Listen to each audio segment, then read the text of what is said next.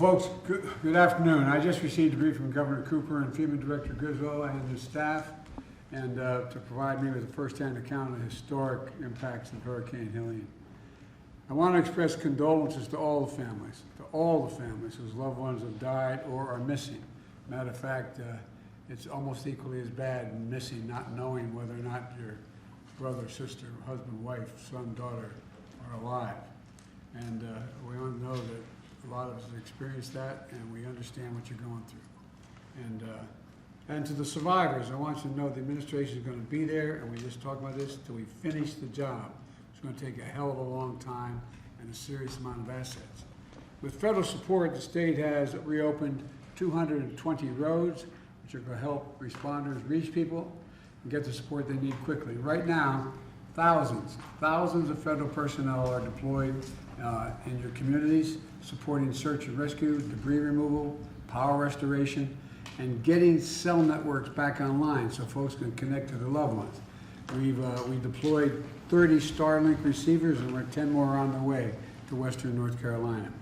And FEMA's on the ground supporting the communities and registering people for disaster assistance. And talking to the governor, it's going to take a while, right, Gov? It's going to be a long time. And there are thousands of line workers working around the clock to help get power back up in North Carolina. Additionally, Governor Cooper and I have spoken about my traveling to North Carolina and to survey the damage as soon as I can without taking resources or diverting resources on the ground. And we're going to stay as long as it takes when we get this thing going. But I'm going to North Carolina on Wednesday, it's planned now. We're going to be landing in Raleigh for a briefing with the Emergency Operations Center, and I'll then do an aerial tour of Asheville.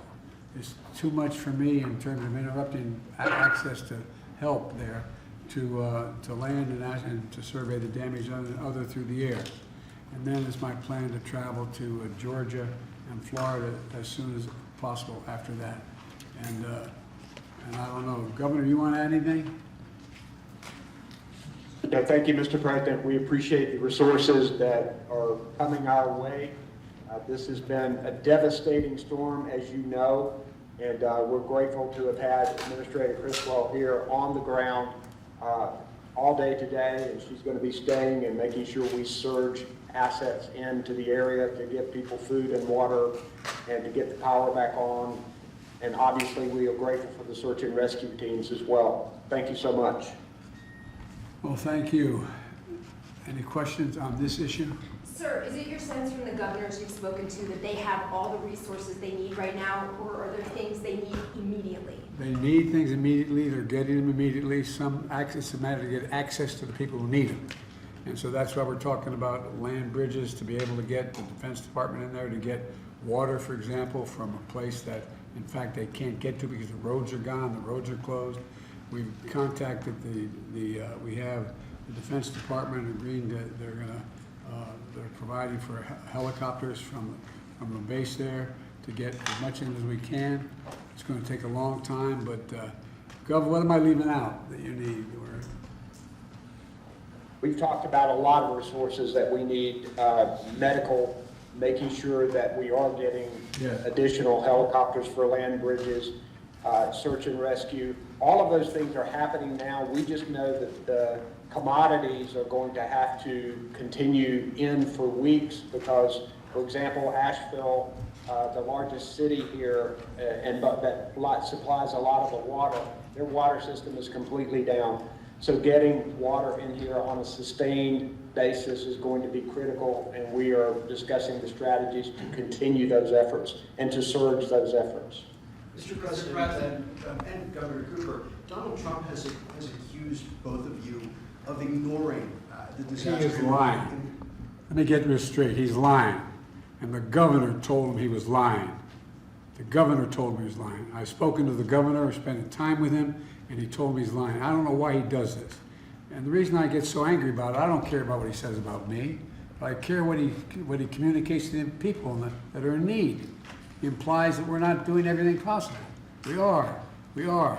And you spoke to the governor, I assume you heard the Republican governor of Georgia talk about that he was on the phone with me more than once. So that's simply not true, and it's irresponsible. I don't know what the governor wants to say about it. Let me tell you what I Mr. President, in retrospect, do you wish that you would put more resources in North Carolina, knowing what you know now? And do you wish that you spent the weekend here in Washington rather than in Delaware? Come on, stop that game, will you? Rather than Delaware, it's 90 miles from here, okay? And I was on the phone the whole time, working on that. And the resources, the question is not whether we get more, this is a list of every resource we're getting in there, but the question is how to get it in. It's hard to get it from point A to point B. It's hard to get it if some of these roads are wiped out, communities are wiped out.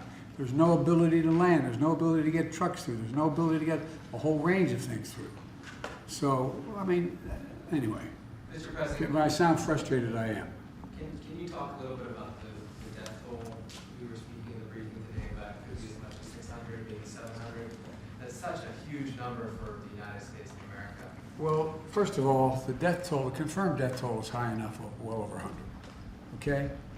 There are roughly, correct me if I'm wrong, Gov or Deanne, but there are about 600 people still unaccounted for, if I'm not mistaken. Is that about right? Well, we know, Mr. President, because cell phone service is down, Yes. that there are a lot of people who haven't been able to get in touch with them. But what's happening now, and we're getting assistance from you to coordinate even more efforts, is we're doing door-to-door welfare checks on people to make sure that they are accounted for.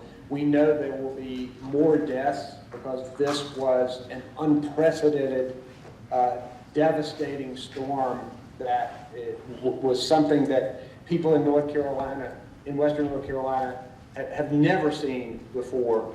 So we are working as hard as we can to get in touch with everybody and to make sure that we are telling relatives that people are safe, and also making sure that search and rescue, because we have rivers that are still rising.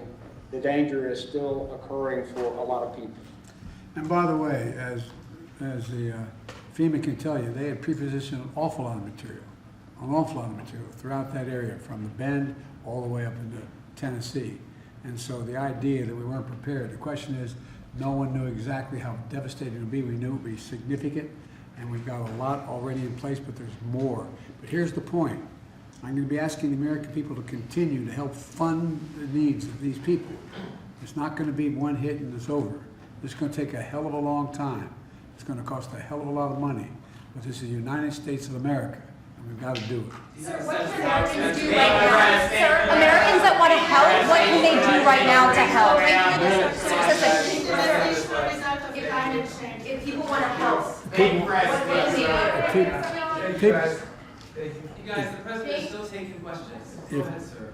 If people want to help, there's means by which they can contact, who should they? The American Red Cross. Contact the American Red Cross and It's get an as much, excellent way they'll of get contributing, information. which works very closely with FEMA. And by the way, as the governor said, we're working on making sure that the hospitals are up and running and they have the capacity to deal with the concerns of people and the needs. So there's just a lot to do, and this is just beginning. And we've been through this before, but not like this. This is the worst ever. Is this a consequence of climate change, Mr. President? Absolutely, positively, unequivocally. Yes, yes, yes, yes. Thank you. Thank you. Mr. President, when you put out